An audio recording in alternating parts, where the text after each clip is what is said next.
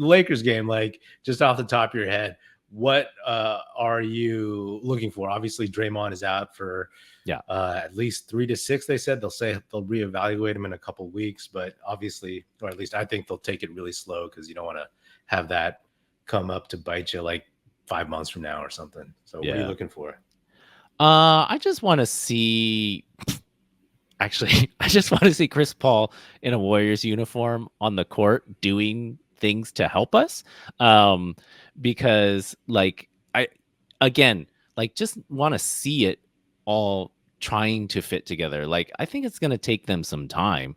Like, Kevin Durant was a much better fit, and that even took until Christmas. I mean, they had an amazing record anyway, but like it didn't hum for a while, right? And this team will have a much lower margin of error because all the players are older now. They're it's just not going to come. Like, it has to come together faster, right? And so how are they going to figure it out? I want to see how they are going to work more pick and roll. And I mean, Kerr already mentioned that he's going to do that because of Chris Paul. And that's good for Kuminga. That's good for Saric. That's good for the second unit because it's that simplified thing. I mean, I know we've all kind of clamored for that, and ultimately, oftentimes that was their go-to thing. And I think it's still smart to not have to do that all the time because it's not. Not only is it not a as pleasing to watch, but it's also, it doesn't involve a lot of the other players, right? And that's one of the reasons why Kerr has cited not going to it so much. But if it simplifies things, helps that second unit stay even, that's all going to help, and it helps people like Kuminga, and Saric, all of those guys. Like why not?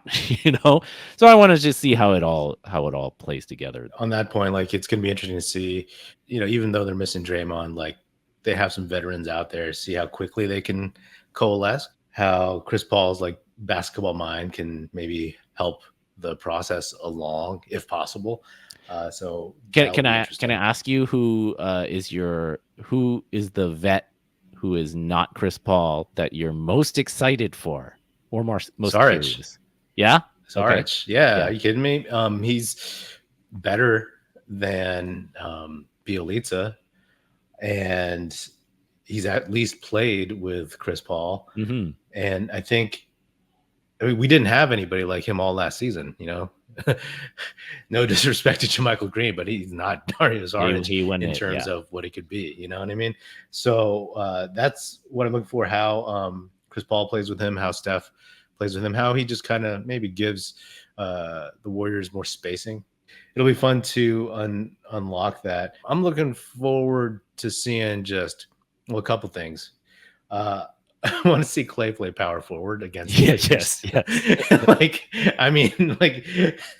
Guarding even Rui Hachimura, that guy's strong and he's young and he doesn't have a busted leg. What a team to try that out against. Right? If I were the Lakers, I would just keep throwing it down there or like punishing him or whatever. And so I'm curious to see how long that lasts. That might not be the best matchup for Klay as a power forward. So that'll be kind of funny. And then, of course, I'm looking to see any progress from Jonathan Kuminga in the aspects of his game that we want to see more of. Rebounding. Yes. That's one thing. We know he can do it. And without Draymond there, is he going to step up? Everybody, like, once Draymond went out, people were like tweeting or texting like, oh, this is his Draymond David Lee chance. His moment, you know what I mean? Yeah. And I'm like, maybe not exactly, not exactly. But like, he can definitely stake a claim for more playing time, for a reason you can't keep him off the court, for a reason to, hey, you can trust him more and rest Draymond. And I want to see if he is more mindful and persistent with his rebounding, and also, just with his on the ball stuff, right? Like, I'd hoped that he would be kind of like a point forward type. I think not this past summer, but the summer before, that's what we were seeing in summer league, and it wasn't going so well. And the 60 he dropped in some pro-am this past summer. I mean, that's great and all, but every highlight was like a dunk, and every highlight is stuff that we know he can already do. It's just like playing Nerf hoop or something. So, that's what I'll want to see, especially since he'll have to play some power forward against the Lakers. My young player that I'm most curious about, I really want to see Usman Garuba. Like, in the draft a couple years ago, like he wasn't picked that much behind Moody, right? And we didn't hear that much interest from the Warriors about him, but that was a draft that we both scouted heavily, so, and heard a lot about him, right? And that like he was one in the long line of the next Draymond Green, right? You're kind of like slightly undersized, defensive minded guy, right? The next Jordan Bell. Yeah.